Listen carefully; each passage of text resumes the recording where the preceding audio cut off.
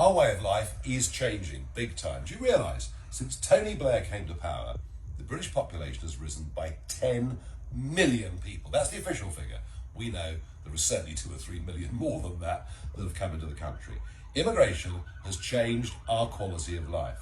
This is not an argument that says there aren't people that come in that add hugely to the country, but it's an argument that says if it's out of control, it changes our way of life. You can't get GP appointments. You can't get your kid into the local primary school. And yes, years ago, I was late to an event in Swansea, and I said the M4 was too busy because there are now so many people in the country. I was laughed at by all the lobby journalists in Westminster. Well, why do you think they're building smart motorways? Because there are more people, there are more cars, and not enough roads. Now, I've followed very closely the cross-channel stuff over the last few years. I've made lots of predictions here on YouTube. The number is now through 9,000 already this year, and with the months of June, July, August, September coming up, unless Rwanda is put into place, which I seriously doubt. We were told by the end of May the first flights would happen.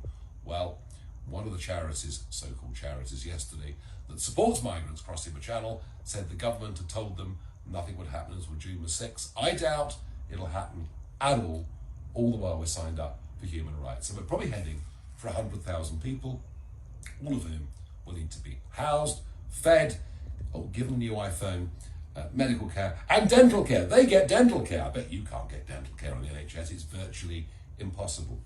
But that story is as nothing to the official figures that have just come out. For the last year, for student visas, family reunions, and work visas, the total figure is 830,000. Now, that'll be offset by people retiring, moving off to Spain or elsewhere. But when we get the figure for net migration into the UK for last year, it will be the highest ever. Higher even than the Blair years. You will barely see any of this commented on, little pieces tucked on page 16 of newspapers. You'll get nothing on the BBC, nothing on Sky, nothing on ITV about this whatsoever. I'm talking about it on GB News, obviously. But the truth of it is, despite voting Brexit, despite the big majority that Johnson got in 2019 for honouring Brexit, this is the biggest Brexit betrayal of all. Lee Anderson and one or two of those red wall Tory MPs are now standing up, are now demanding change. But I tell you what, you can all do your bit. Why don't you ask your MP, particularly if he or she are Conservative, why not ask them why they're not honouring the promise to cut the total numbers coming into Britain? This is now out of control.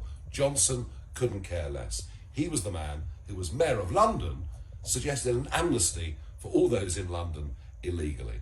So all I'm telling you is this: the numbers are huge, they're getting bigger, it's changing our way of life, it is actually diminishing our quality of life, and unless we stand up and shout very loudly, nothing will change. Rather afraid that this country might be rather swamped by people with a different culture. And you know, the British character has done so much for democracy, for law, and done so much throughout the world, that if there's any fear that it might be swamped, people are going to react and be rather hostile to those coming in. So if you want good race relations, you've got to allay people's fears on numbers. That's one thing that's driving some people to the National Front. They don't agree with the objectives of the National Front, but they say that at least they're talking about some of the problems. Now, we, the big political parties, if we don't want people to go to extremes, and I don't, we ourselves must talk about this problem, and we must show that we're prepared. Hello, it's a lovely sunny Saturday afternoon here in my mother's back garden.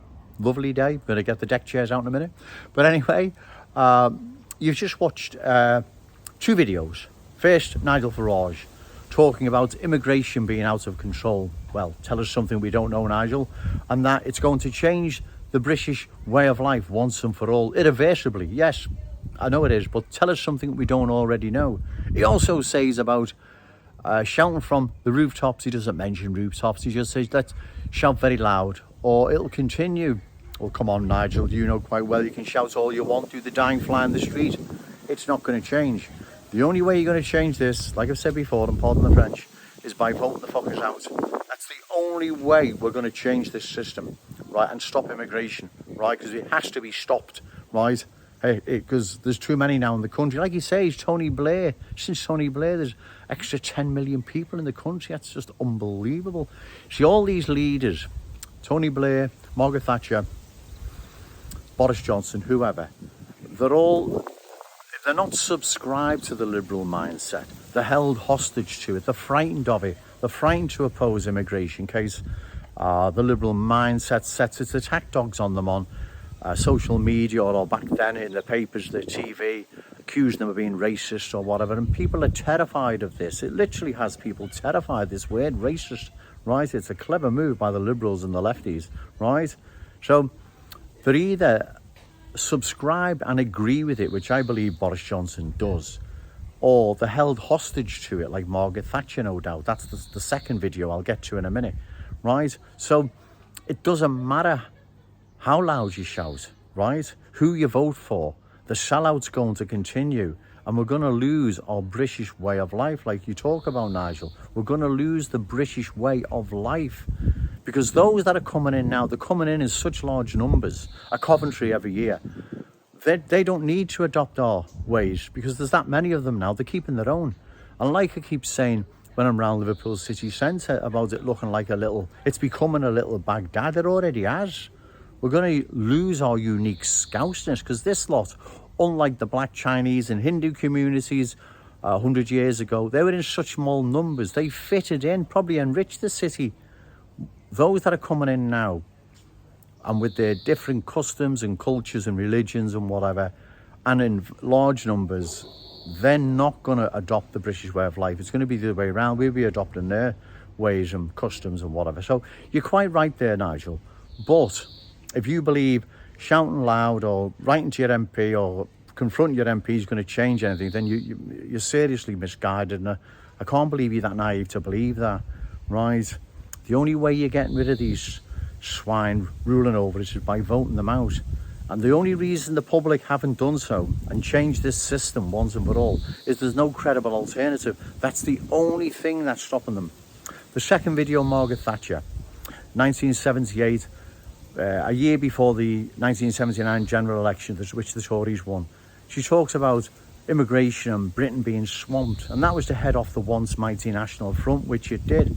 Once she was elected, she betrayed her promise and carried on swamping Britain with third world immigrants, and the rest is history. So don't be expecting any promises from these politicians, right? As I've said, they either agree with what's happening to Britain or they're held hostage to the liberal mindset. I don't know, right? It doesn't matter because the end result's the same.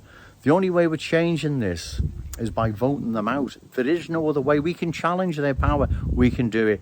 All we need is a leader, a credible political party, and trust me, they'll be in the Thames before you know it. Okay, thank you.